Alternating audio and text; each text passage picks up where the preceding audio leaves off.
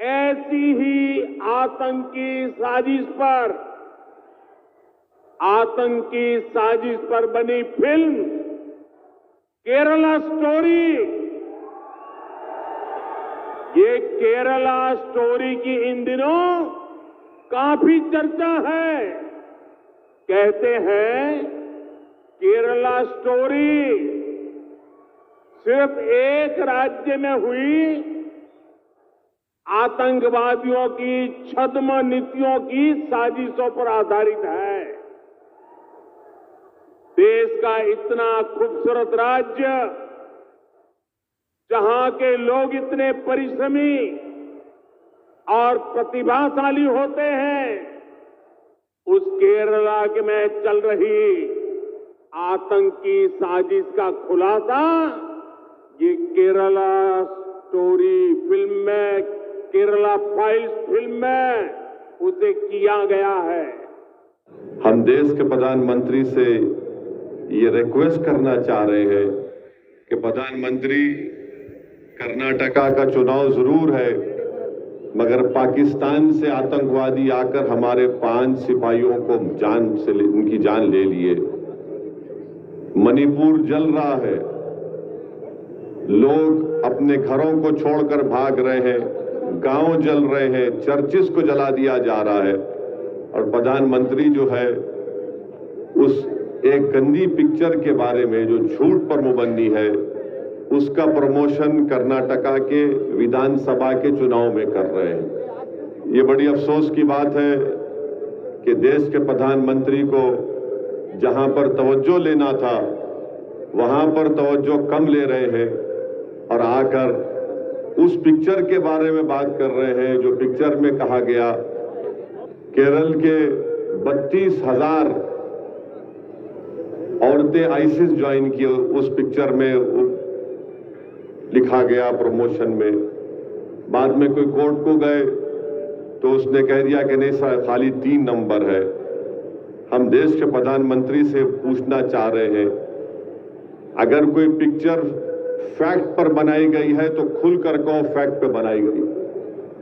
अगर तुम फिक्शन पर बना रहे तो बोलो फिक्शन पर बना रहे। तुम्हारा मसला हमारे बुरखे को दिखाकर, किसी को मुसलमान दिखाकर तुमको अपना पेट भरना है, तुमको अगर पैसे कमाना है, तो फिर याद रखो लोग उसको मुस्तरद कर देंगे।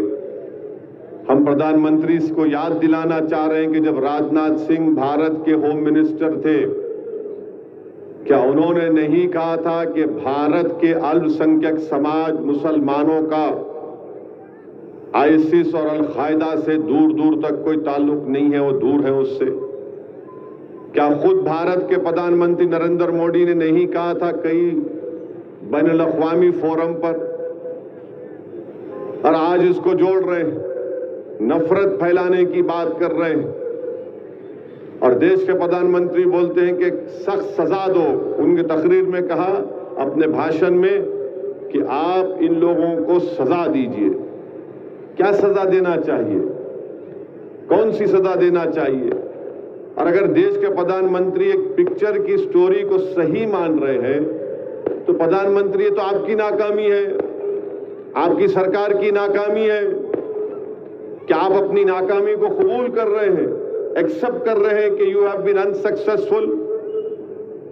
मगर एक चुनाव जीतने के लिए हमारे देश के प्रधानमंत्री, वजीर आजम को इतना नीचे आना पड़ता है एक चुनाव जीतने के लिए कि झूठ और प्रोपेगेंडे को सामने रखना जो नफरत फैलाने का काम करती है।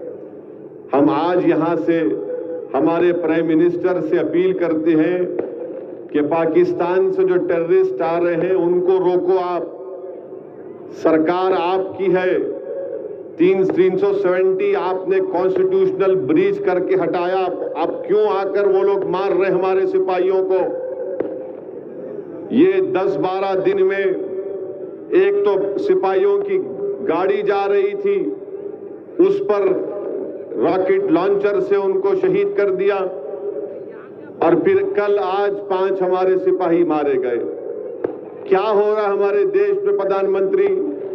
और बीजेपी आरएसएस के लोगों से पूछता हूं जो हर थोड़ी देर को नेशनलिज्म नेशनलिज्म बोलते, अरे तुम्हारा नेशनलिज्म अब क्यों खामोश हो चुका है? कहां गया तुम्हारा नेशनलिज्म? बताओ, बोलो तुम्हारा नेशनलिज्म कहां है? हमारे सिपाही मारे जा रहे हैं पाकिस्तान से आकर और बीजेपी के आरएसएस के लोग उस पर बात नहीं करते। हमारे देश में मणिपुर में चर्चों को जला दिया जा रहा है, सिविल वॉर हो रही है मणिपुर में। क्यों हो रही है? क्योंकि बीजेपी ने डिवाइड एंड रूल की पॉलिसी मणिपुर में की।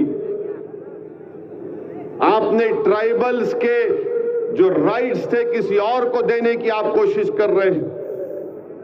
हम उम्मीद करते हैं कि देश के प्रधानमंत्री, वजीर आजम, प्राइम मिनिस्टर थोड़ा टाइम निकालेंगे, इन चीजों पर भी देखेंगे, इन चीजों पर कंसंट्रेट करेंगे और रोकेंगे। और हम दुआ करते और उम्मीद करते हैं कि मणिपुर में अमन और शांति पैदा हो जाए और वहां के शेड्यूल्ड ट्राइब के लोगों के स्टेटस को डिस्टर्ब नहीं होना चाहिए। ये एमआईएम पार्टी डिमांड करती है।